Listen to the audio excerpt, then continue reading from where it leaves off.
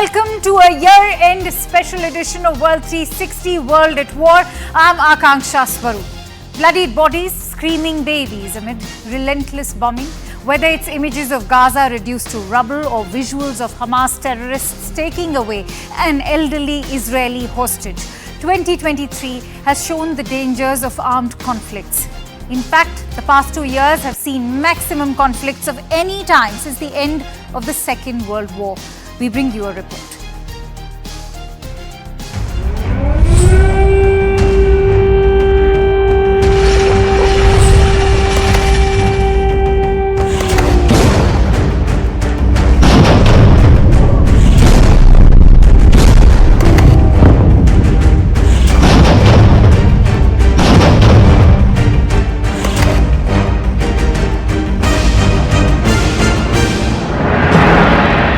The bloodiest war between Israel and Hamas began on October 7th. This after Hamas militants killed some 1,200 people in Israel and took more than 200 hostages.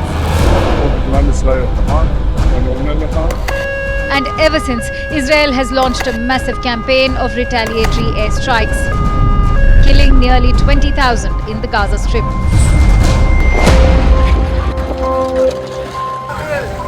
Its siege blocked food, fuel, water and medicine shipments.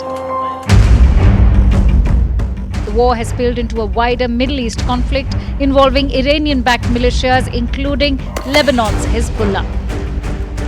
The US has also sent 2 aircraft carriers, troops and other weaponry to the region to deter a wider regional war. But Israel's goal of destroying Hamas has ensured a long military campaign ahead.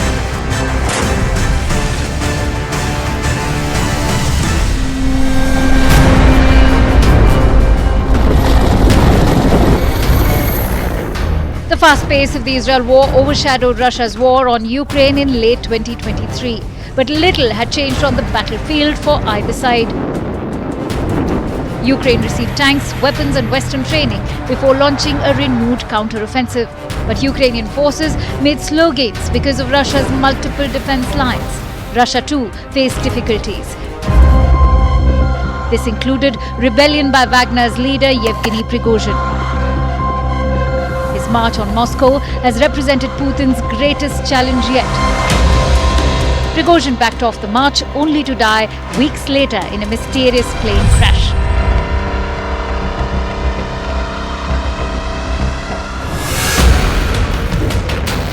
Over to Africa, and Sudan collapsed into civil war in April. This after the overthrow of longtime ruler Omar al-Bashir. Pitting the country's military against a powerful paramilitary force, the Rapid Support Forces, which is long linked to atrocities in Darfur. Nations rushed to evacuate their nationals. So far, the fighting has killed over 9,000 people. Meanwhile, a wave of military coups continue to roil Africa. In Niger, soldiers toppled the country's democratically elected president, Mohamed Bazoum, in July. A month later, troops staged a similar coup in Gabon, overthrowing its long-term ruling president, Ali Bongo.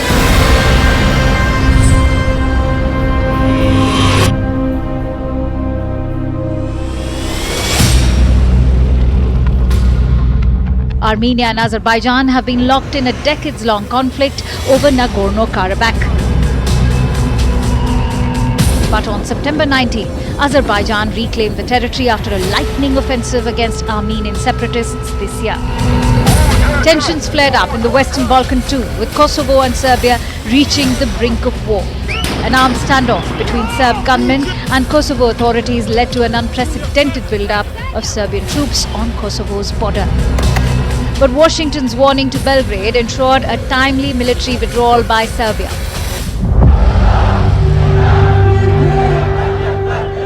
In Yemen, its Iranian-backed Houthi rebels and a Saudi-led coalition continue to battle out without a permanent peace deal. The result?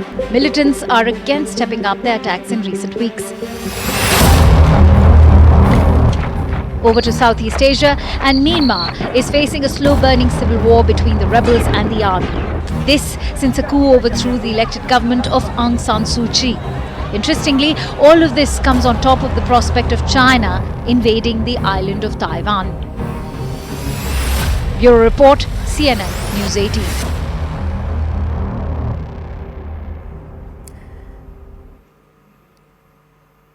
And before I introduce my esteemed panelists today, I'd like to share a fact with you. One of the debilitating impacts of war has been forced displacement all over the world. Till June 2023, according to the figures shared by UNHCR, 110 million people have been forcibly displaced, with majority belonging to middle or low income countries. Let's try and delve deeper into what 2023 has been like in terms of the number of conflicts we've seen and where are these conflicts now headed. And for that, let me introduce my esteemed panelists today. I'm joined in by Noor Odeh, who's a Palestinian analyst and activist. I'm also joined in by Peter Zalmayev, who's a senior journalist joining me from Kiev. Michael Baker, he's a former CIA covert operations officer and the host of President's Daily Brief podcast. I'm also joined in by Edward P. Joseph of the John Hopkins SAIS. He's a foreign affairs analyst as well. Many thanks to you, Noor and the gentlemen, for joining in on World 360. Noor, if I could begin with you, the idea that diplomacy could consolidate a different Middle East through the Abraham Accords and establish a new connect between Israel and its long-standing Arab adversaries now is facing a huge hurdle because of the war in Gaza. We've seen this war also split NATO allies like the US and Turkey, divide college campuses because you are either labeled as pro-Israel or pro-Palestine. Do you agree that this war is having wider consequences that go beyond borders of Israel and Palestine? Well, absolutely. And I think one of the most important things that we need to remember when we look at this war and its consequence is that there is a context to it. And the context is that Israel has continued to occupy Palestinian territory for nearly 60 years. And the, non-stop violence of the daily reality of Palestinians hasn't stopped. It was there before October 7th, and now it has reached apocalyptic levels, as we've seen from one UN report after another. I think one of the main conclusions that must be drawn internationally from this is that the only way forward is not through the delusion of the Abraham Accords, which wanted to ignore the Palestinian issue and ignore Palestinian rights and sidestep them, but rather through ensuring that Israel lets go of the Palestinians and ends its occupation so that it can be a normal state that is not violating international law and infringing upon the rights of people in the region. That's the only way it can normalize its existence amongst Arab nations. All right, let me also quickly bring in Peter, because, let's not forget about what's happening in Ukraine. Peter, many believe that the fast-changing pace of the war in Gaza has taken global attention away from the war in Ukraine. Yet, the worries for Kiev remain. For Ukraine, the gains have been slow, yet significant, whether reclaiming additional territory in the south and east is concerned, or even disrupting Russian efforts around Crimea go. How do you assess Ukraine's battleground gains in the year gone by in 2023? Well, I think I'll just leave it to the NATO generals who have commented on the mission to say the peace. And they have acknowledged that a NATO army, let's say a U.S. army, would never ever contemplate going on an attack and engaging in counteroffensive operations with the sort of weaponry and without air support that Ukraine was left with. That was the situation. No air support, no air supremacy during the operations, and very late deliveries and insufficient deliveries of weaponries. Still, Ukraine went into this battle, was able to reconquer some territory, but obviously it could not overcome Russia's significant defense preparations, the like of which, and sort of just the density of the mined area there has not been seen since World War II. So this is essentially what we're dealing with. And, as it's been said quite convincingly now in several leading Western publications, without continued support by its Western allies, primarily we're speaking about the United States, Ukraine will have a hard time not only reconquering some of the occupied territory, it will have a hard time defending what it has already. And not forget the role that Europe also is playing. We will be delving deeper into that. Michael, if I could bring you in, since Peter, also talked about the US role. For almost 2 years, the United States has been consumed with aiding and arming Ukraine. Now it faces similar commitments to Israel. In December itself, the White House has warned that US is running out of money for Ukraine in the war with Russia. What are the strategic challenges ahead for the United States, and how much of an impact will the upcoming presidential election have on President Biden's commitment to these two wars?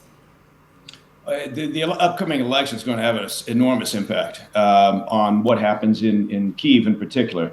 I suspect not so much in Israel. It's kind of apples and oranges. All right. In a sense. But I think, look, it's not so much the running out of money. That's not really the issue. The issue is the sort of the dysfunctional nature of politics in Washington, D.C. right now, and their inability to find some level of compromise. So both the right and the left are much like what we're seeing in the Ukraine conflict. They're sitting in their individual trenches, just throwing incendiary devices at each other, and nobody's living in the center ground. Nobody's living in the compromise area where you might actually get things done. So that's the problem that President Zelensky is facing right now. And Peter's absolutely right.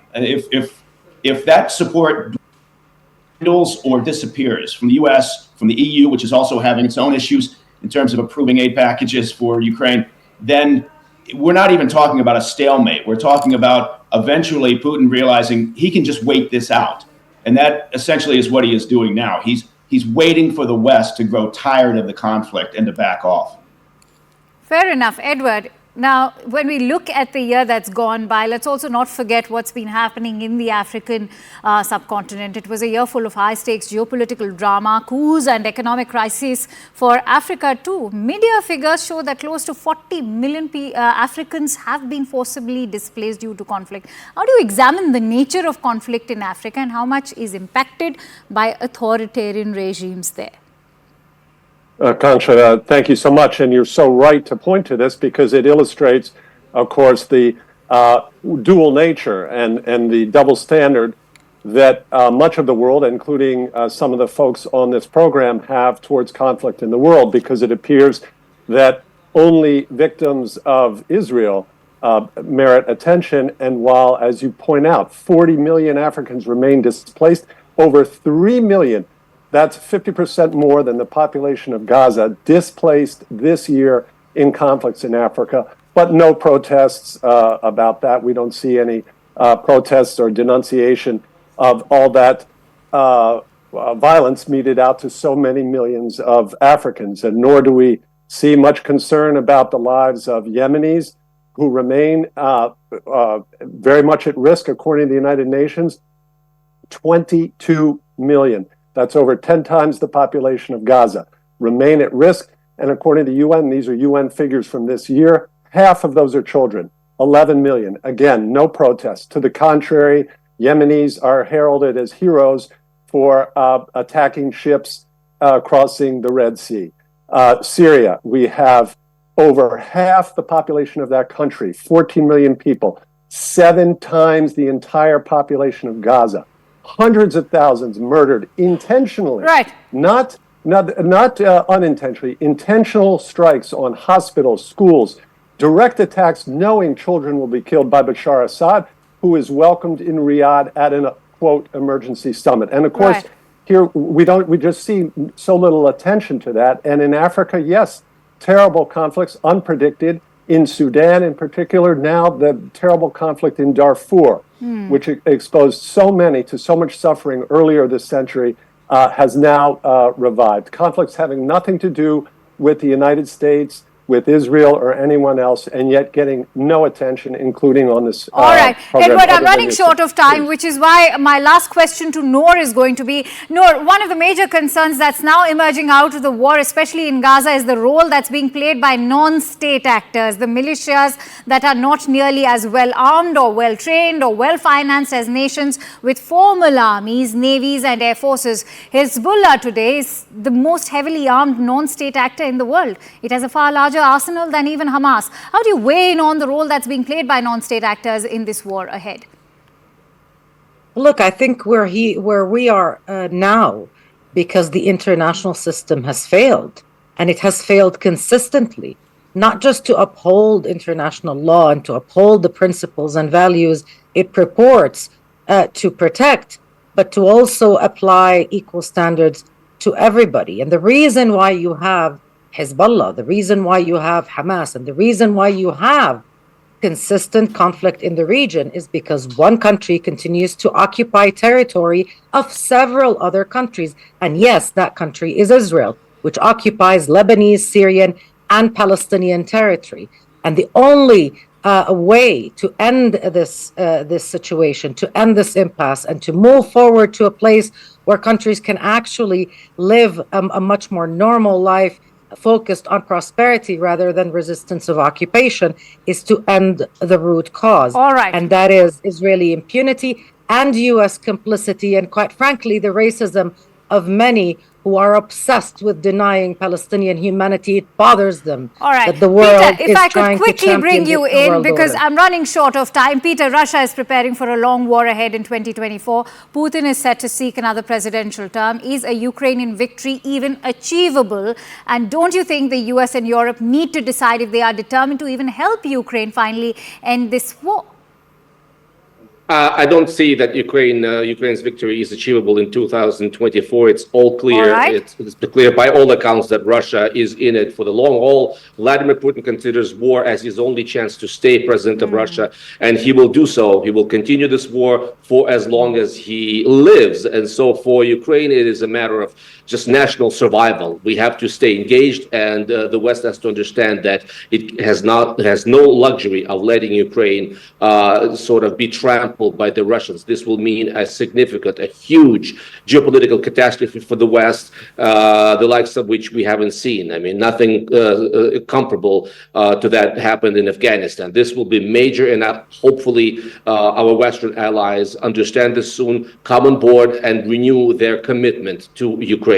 All right, Michael, your thoughts on the role that's being played by the United States as far as these two conflicts are concerned. We all know that the US has a long history of intervention, especially in the Middle East. Many have even called that role destabilizing.